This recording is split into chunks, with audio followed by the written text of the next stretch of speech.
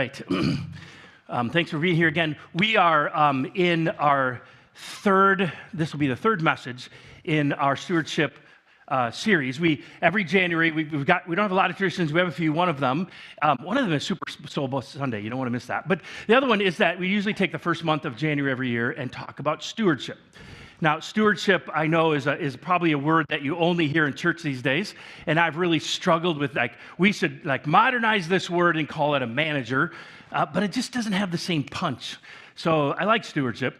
A steward is someone who basically isn't an owner. A stewardship is the owner who has given the steward responsibility for stuff that the owner has, and the steward is supposed to manage it according to the owner's guidelines, those kind of things. And that's what we are. We're in this series called In God We Trust, and I want to just talk about some foundational issues, kind of go over some things, and then I want to get really practical with you today. So the first foundational truth is that God owns it all. And whether you are an agnostic, you don't know if there's a God, whether you're atheist, you absolutely believe there isn't a God, or whether you have come to understand that God is amazing, He's there, and you have faith, it's still true.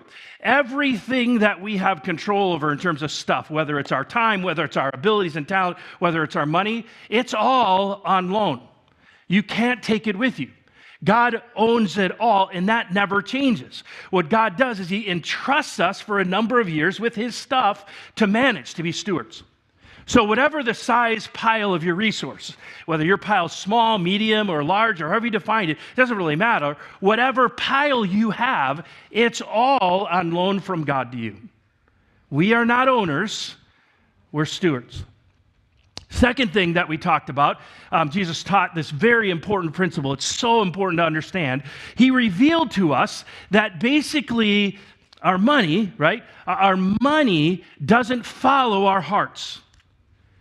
Our money doesn't pull our hearts. What He told us was that where our investment goes, our heart follows. So that's a really important thing to understand. So whatever you invest in, you'll start loving. Isn't that true? If you start spending time with somebody, you start building that relationship. You care more about that relationship because you've invested time. Same thing with our resources.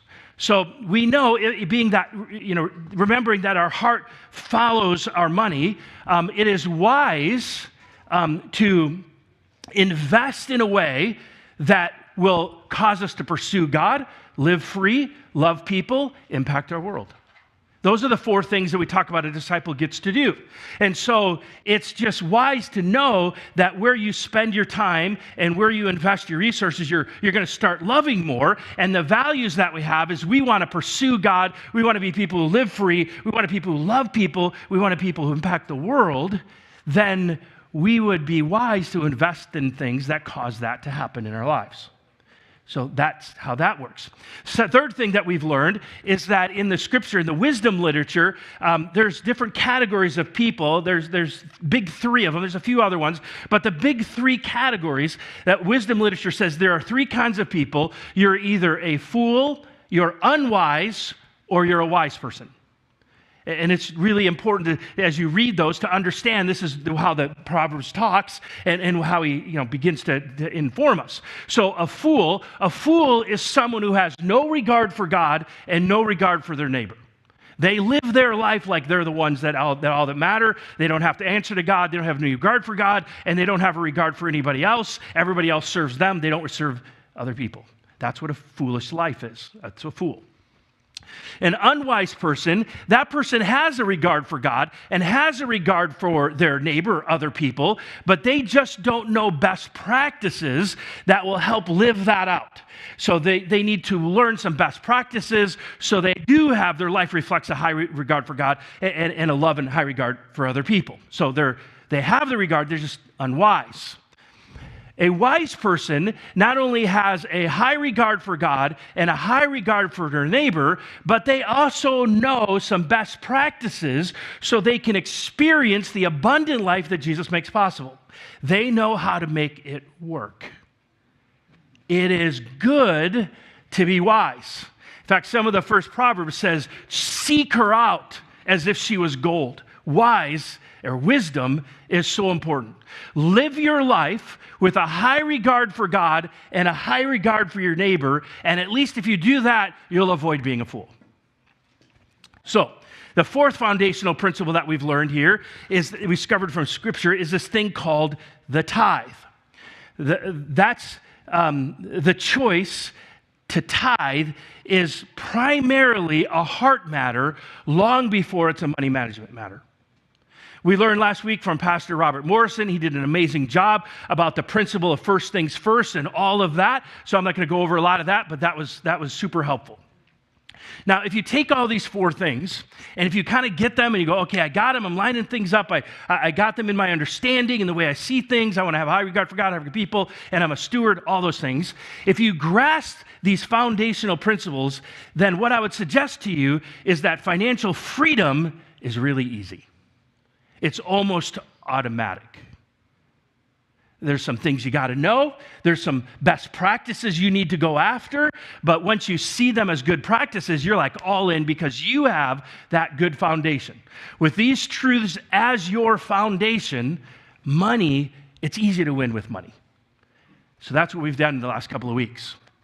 I've been listening to a book, not reading it, because like there's some books I use Audible for. And so I'm listening to a book called The Millionaire Next Door. It's been around for a while. And basically the premise is they decided to do some research. They wanted to discover how really wealthy people think about money. They wanted to figure out how that happened. So what they were looking at, what is their spending habits? How do they have a budget? What does that mean? How do they think about money? That's helped them become wealthy. So they began to think, well, how do we do that? Well, they figured they would go to find some very wealthy, some of the most wealthiest neighborhoods they could find and go talk to those people.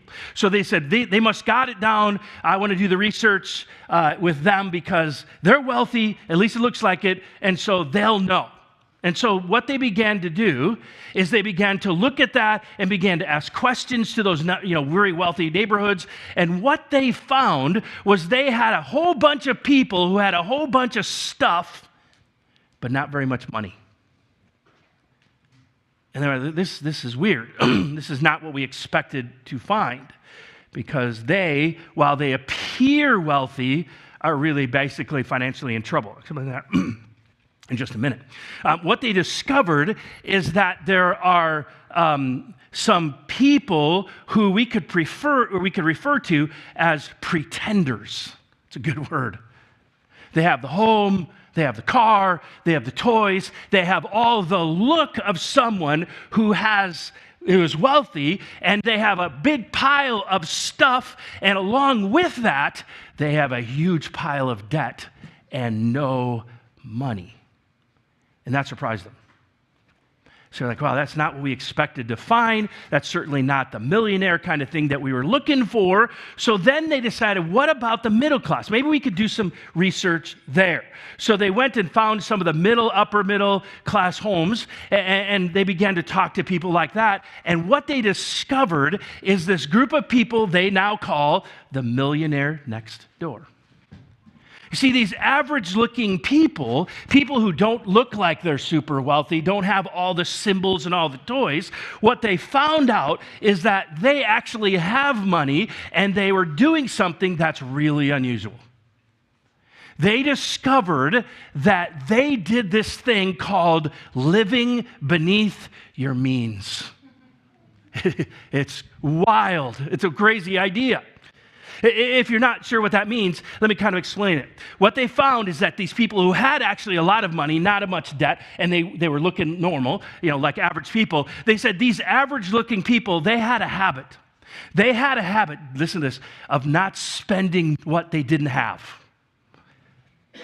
And it worked for them, They not only actually lived on what they made, they also began to save something every month.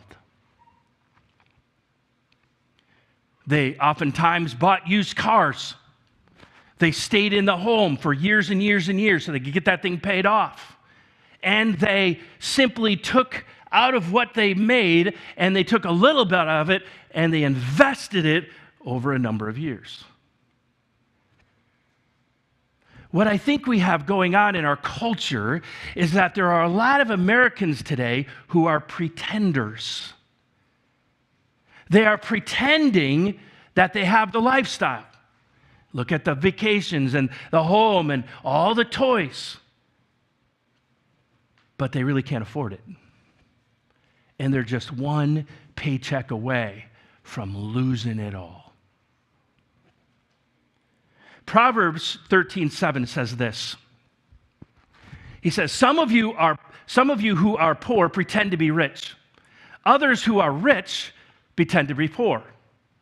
Now, that's a weird statement. I mean, you kind of look at that and you go, at first you're kind of thinking, hold on. What I'm hearing you say, Proverbs, is that rich people and poor people lie about themselves. They both do. And you're saying that's a good thing.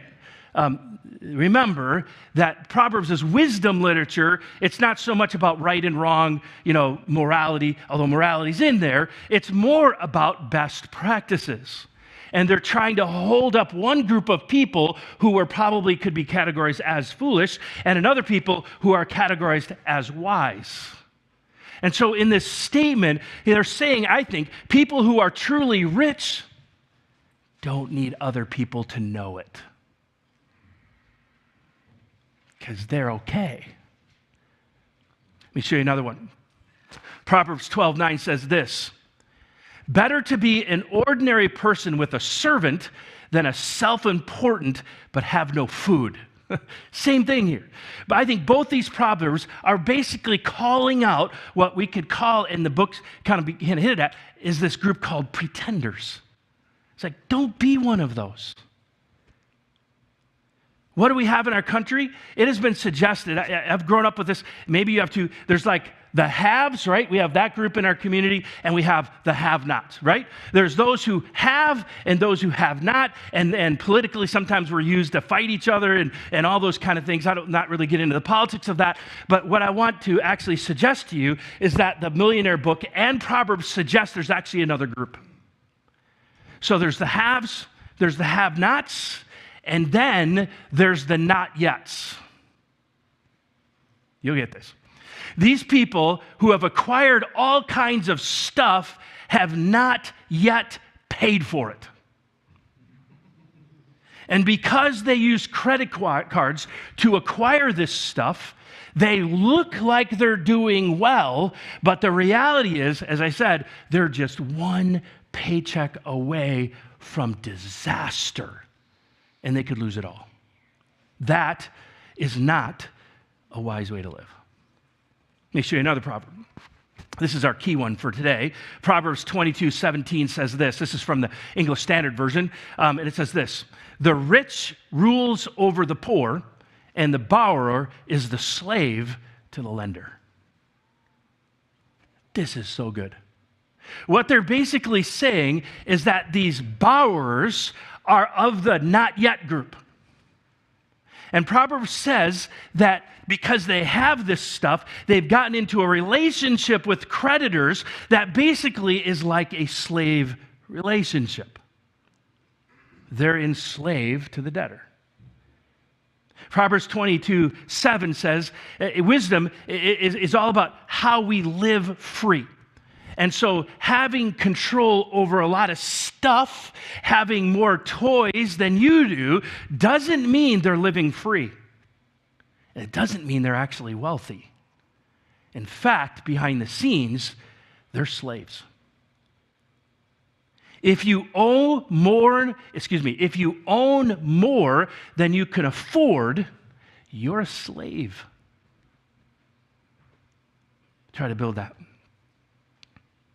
As we look at this, maybe some of the questions we need to ask is we need to shift, if we're going to be wise, we need to shift our thinking. Instead of asking, how much money do I need down to get this thing? Or maybe, what's the minimum payment that I have to pay in order to have this, to be able to take this thing home? Maybe instead of asking that question, wisdom would say we should ask another question. Maybe what we should ask is, how much is the real cost of this thing if I get it on credit over time? Fools don't care. Fools don't even care if they ever pay it off. In fact, the fool's retirement plan is basically to die with as much credit as they can, and they can't come get them, Unwise people, they begin to say things like this: what is the most I can get for the least down? What is the minimum payment? They care, they want to pay it off, but it's not a wise question. Wise people ask, what is the real cost of this thing if I buy it on credit over time? And the answer to that is not just a financial cost. It's also lost opportunity. I'll explain that in a second. It also includes things like stress, like living paycheck to paycheck, the stress that puts on your marriage. The fighting and the worrying about finances is a constant thing in someone who is not wise. Or we can, because we've got more debt than we have income, or we got, that kind of thing. You look at that, and I can't give the kids an opportunity. Sometimes you say, I have to say no because we can't afford to have something that the kids really would be cool to do and help them learn. And so what happens is we end up buying things that we don't really need with money that we don't have to impress people we don't even know. And that's bondage. It's being a pretender. Let me drive this home a little bit. I did some research, and I want to show you kind of how quickly in America our mind shifts have changed. So if you go back to 1929, that sounds like a lot of time, but it's really not that much. You guys are younger. It's not that much. But 1929, this is the statistic. At that time, only 2% of the homes in America had a mortgage against it. Only 2%. Fast forward only 40 years, 1970. At that point, 2% of homes didn't have a mortgage. The rest of them did. That's crazy. What happened to us? I think what happened to us is Visa did an amazing job at marketing what they could do for you. When you ask, wise people say, what is the real cost of this thing? Let me give you a little more example. Okay, we'll just kind of bring this home. Okay, I've been doing this talk for a long time because we do this every January, and I'm amazed at how the numbers have changed. I did a little research. How much credit card debt does the average American have? Do you want to take a guess? 10 years ago, I would tell you it was about $5,000. Today, it's $8,000. Now, let's use that. Let's say that you have an $8,000 credit card debt, and you're going to make the minimum payment until this thing gets paid off, and your card is somewhere around 20%, which is actually really good because most of them are way higher than that. Well, let's just use 20%. Math is easier. So, and you decide that what you're going to do, because you're not a fool, you want to pay this thing off, you're going to just make minimum payments until you finally pay it off. Do you know how long it'll take you to pay off that debt? 40 years. Crazy, huh? If you got yourself into that kind of slavery position and you only pay the minimum amount, you will probably be dead before you pay that off. We don't think about that when we purchase that thing. It gets worse. Sorry, let me kind of get this more. Not only have you then, for the next 40 years, you are working for Visa, at least part of your life, right? Because you're paying them free money to have gotten that $8,000. If you, the cost, if you take that $8,000, you don't add anything else to the debt, and they put a 20% interest rate on that, and it carries out to 40 years. This is crazy. Do you know how much money that $8,000 cost you? $56,000. You see, one negative aspect of being a slave is that you then work for free for somebody else. That's what's happening. Buy $8,000 worth of stuff, work for the next 40 years to pay it off, and that $8,000 worth of stuff is really expensive. Wise people say, how much is this really going to cost? Let's say that you decide, you know what, I'm not going to be like everybody else. That's good. And your guys are wise, and so you're not going to do that. Instead, you're going to sort of pray about things, and you're going to talk with your spouse. I know that is something you can do, and about finances. And you make a decision because you have a high regard for God and a high regard for your neighbors. You love your family, you love your spouse, and you love people, and you love the church. You have a high regard for that. And so you also know that you're a steward and not an owner. You being wise, you're going to create a plan. You're going to employ this amazing, powerful thing called self-control. What is self-control? If your parents use this definition with your kids, self-control is doing what's right even when I don't feel like it. I love that definition. Ask my kids that, they'll be able to tell you because we pounded it in them. And it's important because you can look at them and say, hold on, I need self-control. What's self-control? Do the right thing even when I don't feel like it. So let's say that you, instead of getting into $8,000 of debt, you took that $8,000 and you're wise and you did what grandma has told you all along and told you need to act your wage, and you decide to save $8,000 and not get it into debt. So over that same 40-year period, that could have been working for you instead of you paying minimum payments, right? Where do you think you would be? So you invest that $8,000, and let's say you have a 5% interest rate. If you have a bank account, savings account, you're not going to get that, but you can get that in some other places. And so you take that $8,000, you don't add anything else to it. But that $8,000 gets an interest payment every month, and you continue to reinvest that. You don't touch it, you let it grow. Do you know how much money you'd have? After the end of 30 years, not 40 years, you would have $34,576. All I'm trying to do is help us see the real cost of debt and remind you what the Bible says, that when you get into debt, you become a slave to the lender. Stop working for Visa and work for yourself. Let me kind of bring this up a little bit more. Some of you have cats. I have no idea why, because you can't train a cat, just saying, okay?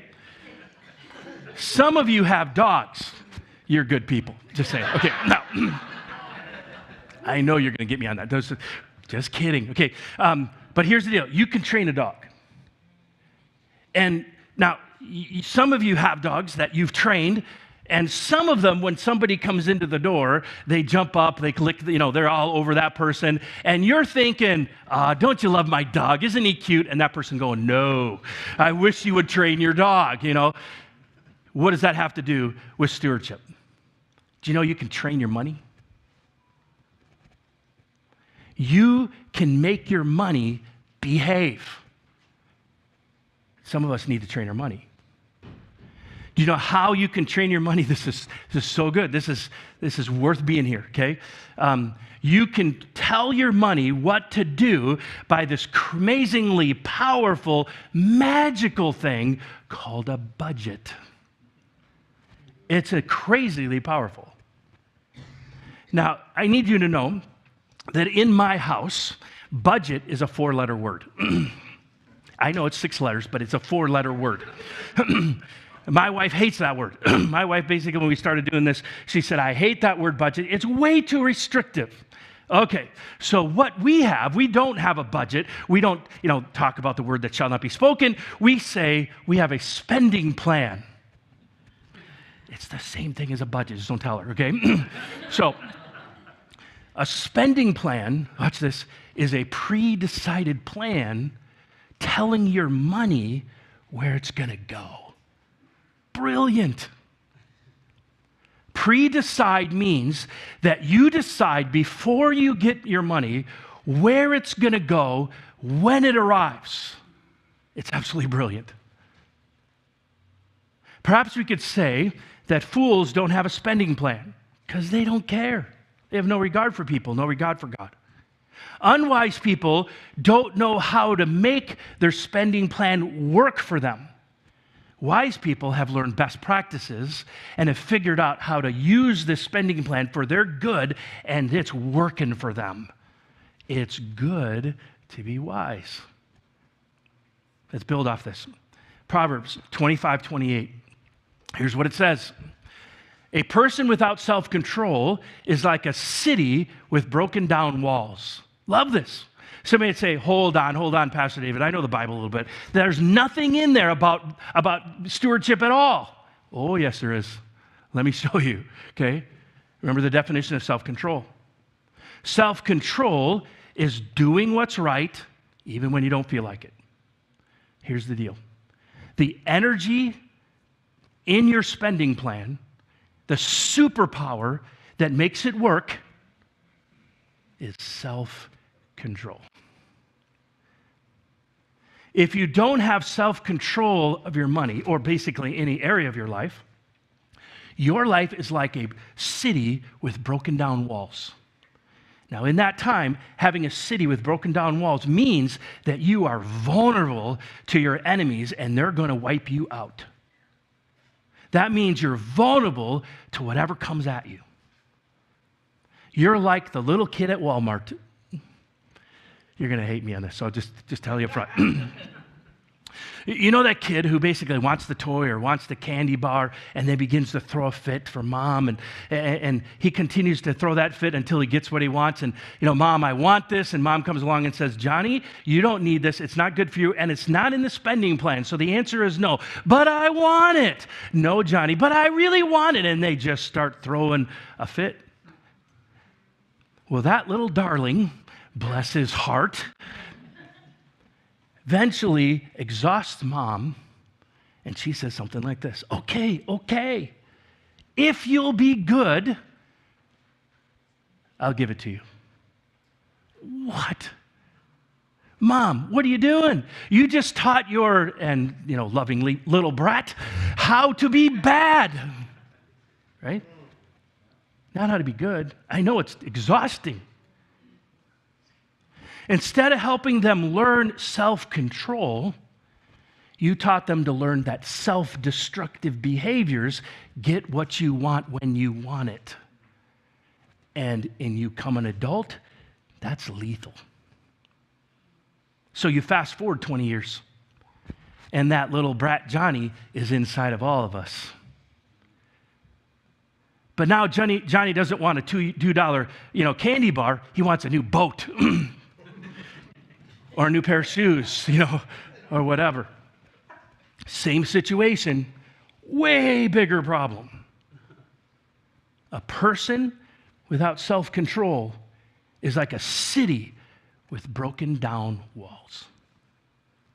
So how do you get self-control in your stewardship? I don't know of any other way. By creating a spending plan. By pre-deciding where your money's going to go before little Johnny shows up and throws his temper tantrum. Good stewards require that we train that little kid in us to shut up and do the right thing even though you don't want it to. In other words, we say, dude, get some self-control. I know you want that boat, but we can't afford it. We're going to create a plan to save. It's going to be a little bit, so be quiet and do what's right even though you don't feel like it. You with me? Everybody okay? Let me say it this way. Your best financial self-control tool is creating a spending plan. I can't think of any better one. Here's the key, and I hope you embrace this. So as smart people, wise people approach their finances and their stewardship, they say this in their heads. They say, I'm going to say no for a little while so that I can say yes for the rest of my life. That is so powerful. What we need to do is we need to learn to say no to the things that everybody else thinks is necessary and you got to have, but it really isn't. So later, you can say yes to whatever you want to say yes to. We're going to be different. We're not going to be defined. We're not going to get our personal self-esteem from the stuff we own. We're going to live beneath our means. We're going to act our wage. We're going to invest. We're going to pay off debt. We're going to say no to that debt monster right now so that later we can say yes to whatever it is that God calls us to. Man, I want to get this for you guys because I wish I'd have learned this when I was 20. I didn't. We would have been so much farther. But we did learn. We did learn the hard way. And I want you to learn it. Doesn't matter where your age is. Start now. This is life-changing. If you can get this stuff down, you can literally change the trajectory of your whole family tree because you get to pass this on to your kids. It's so freeing to get out of the mentality that my worth is in my stuff and then become defined by God, and then you have this freedom to honor and do the values that you want to do anyway. It keeps you out of slavery. So create a spending plan, act your wage, get out of debt, and then later buy 2 cars. Buy one for your mom when you can afford it. Say no for a little while so that later you can say yes to anything you want. Proverbs 21:5 says it this way: good planning and hard work lead to prosperity, but hasty shortcuts lead to poverty. So what are we going to do? We're going to be wise. We're going to live with a high regard to God, a high regard for our neighbor, our family, and on. And we know that wherever we invest our money, we're going to start loving that thing. And so we're going to be careful where we invest our time and our money. And we know that God owns it all, and therefore we're stewards and not owners. We're supposed to manage God's stuff according to his way.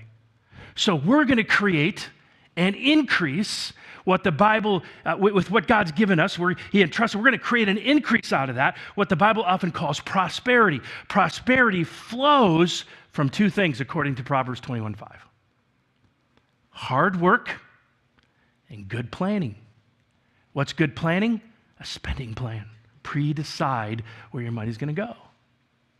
So wanting to be wise, we're going to create that spending plan. We're going to plan. We're going to include 3 items. There's going to be a whole bunch of more items. What you're going to take is you're going to have a whole section that says this is my income for the month, and then you're going to list all your expenses, and then you're going to take what your income minus your expenses, and if it isn't 0, you got to keep working at it till the end of the, so that every month you've told your money where to go, and if it's negative, you got to cut out some expenses because you're living beyond your means. But in those lists, I want to encourage you to have at least 3 things. Include all those expenses, but have these 3 things. Number 1, what you owe God. Number 2, what you're going to put in your emergency fund. And number 3, whatever results of the debt snowball is. I'm going to try to explain those. I don't have a lot of time, but I'm going to try to go through those. So first, I encourage you to have a line item in there in your spending of what in your spending includes what you owe to God. Now, again, Pastor Robert Morrison did a great job, teaching us about that, about the heart of it, about why you should do it, about how God works. So I'm not going to cover that at all. If you missed it, go back and look at that. That thing, he did such an amazing job. So that's one of them. But whatever the amount you decide belongs into that line item, I encourage you to put it in there in your spending plan and take full advantage of the first principles of first things first. Okay? You know what that is? Go watch last week. Second line item. In your spending, you're going to put a line item that's called your emergency fund. And you need to put money in there every month. What's an emergency fund? An emergency fund is the oh no fund. Now, some of you have different names than that. Some of you call it the oh blank fund, okay? I get that. Let's stop doing that. We're going to give you a better word, okay? It's a 4-letter word that's in the blank, and it's not budget, okay? So the emergency fund is the oh no fund. It's where you can draw when things happen that you never expected to happen, and they do because we live in a fallen world. When that thing breaks that you didn't foresee it happening, when something unexpected, maybe you have a job loss, maybe you have an income loss, you didn't see it coming. Now you have been smart enough to say, I've got a fund for that. I've been putting money away for that because I don't know if it's going to happen today. Maybe it won't happen this year, but I know it's going to happen. And when it does, I don't have to involve the credit card because I got this taken care of. I got an emergency fund. Now, Visa loves you when you have things break down and use their Visa card. Because now, if you don't pay it off at the end of the month, they're getting free money, and it's your money they're getting. The problem with doing the Visa thing is that we become slave to the lender, and you will now work part of your life away until you pay them off. Pay yourself instead. Better, wiser is to create an emergency fund because you live in a fallen world where fallen things happen to good people.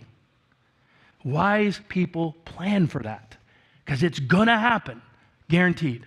Don't know when, but let's plan for that. Now, if you don't have a current emergency fund, here's what Dave Ramsey suggests, and I think he's got this right. So depending on your income, either it's going to be, you need to get $500 as fast as you can, or if you're a little more, have a little more income, you're going to get $1,000, and you put it in a savings account where you can't spend it. Get it out of your check account. Why do it as fast as you can? Because you live in a fallen world where fallen things happen to good people, and since you're a wise person, you know that driving out of this place could happen. It could happen today. It could happen tomorrow. It will happen. It's just a matter of when. So you want to be wise and plan for that. We may say, where in the world am I going to come up with $500 or $1,000? Slowly, consistently, and you're going to work at it. Be creative. Sell something. Sell the jewelry you don't wear anymore. Rent out the kids. Don't sell the kids. That's a bad idea. Eat ramen noodles for a while. Whatever it takes. Clip coupons. Get creative and get that taken care of. Because the only other option you have when fallen things happen to you is to get into the slavery of a Visa card. This is how you avoid that. One of the important line items you need is your oh no emergency fund. Okay? Third line item I encourage you to put is in your spending plan is if you have any outstanding credit card debt, car, school loans, whatever, not your mortgage, that's a different kind of thing, then I would suggest you work your debt snowball. Now, I don't know if you don't know what that is. I learned this from Dave Ramsey. It's the coolest tool on the Financial Peace University. If you're not going through that, I recommend that you check that out and go through that.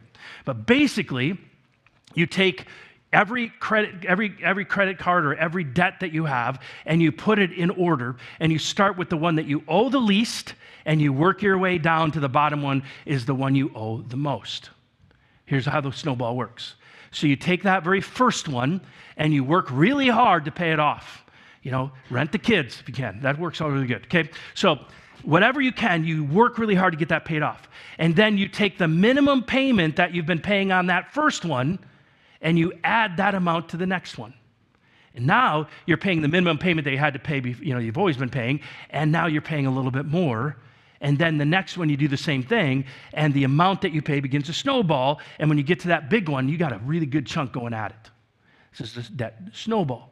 And so you'll probably need to sit down, and you'll need to work that through, and then in your spending plan, there should be a line item that it says what I'm going to spend on my debt snowball. What's going to go? That's another one. So, you guys can come up, okay? I really encourage you to get this spending plan. If you've never done it, there's a warning, okay? It'll take you about 3 months to get it right. I've worked with couples and people long enough to know that that's about average. You'll whack at it the first month, and you'll go, man, we forgot all that stuff. You'll get back, and we got to add that in this month, and you'll take another whack, and then probably the third month you'll feel like, I think we got this. So just understand that. Be gentle, with each other, but also exercise self-control. So wherever you are, let's together put our big boy pants on and get after it. Your plan will list all of your income, all of your expenses. At the end, you'll decide, expenses minus income. If there's stuff left, you got to go back and decide where it's going to go. If it's negative, you got to take out some spending and live that way. Teach your money what to do. Train it to go where you want it to go rather than just kind of disappears as you work through the month. Got it? Let me pray for you. You guys are really quiet when I ask you that, by the way. Okay, let me pray. God, we thank you so much that you love us and you've given us this amazing world. It is messed up, but there's some really cool things, and we get the opportunity to make money and to bless people and manage the stuff that you've given us. Right now, we want you to know that we recognize that we're not owners. We're stewards of your stuff. Help us to be wise. Help us to understand how this world works, and help us to be the head and not the tail. Help us, Lord, get that self-discipline to make the moves forward so that we can arrive at that financial freedom where one day we have resources because we've managed it well that we can do whatever you ask us to do. I ask that you bless every single person here on that, everybody online. Help us to get there and take the next steps. In Jesus' name we pray. Amen.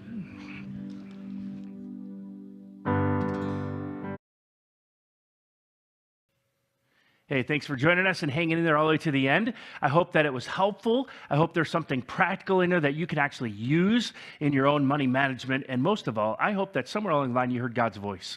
So remember, the most powerful tool you can use to basically make your future better is a thing called a spending plan. Pre-decide where your money is going to go. You can do this. If you've never done it before, I know it's a little weird. It can be hard. It'll take you about 3 months to get it right. So don't, be gentle on yourselves till you get there. But it is absolutely life-changing because now when you already tell your money where to go, you don't have to worry about where it went. That's the idea. So thanks for hanging in there. We got one more message in this series, so hopefully you'll join us next week. Again, if there's any way that we can serve you, we would love to do that, pray for you. You can text the word hello to 763-317-0866. You can email us at info@northpc.org, or if you're in Facebook and you find our Facebook page, you can use Messenger or whatever. That works as well. Anyway, we would love to hear from you and get to know you and be able to support and pray for you. God bless. I hope you have a great week and get after it. See you next week.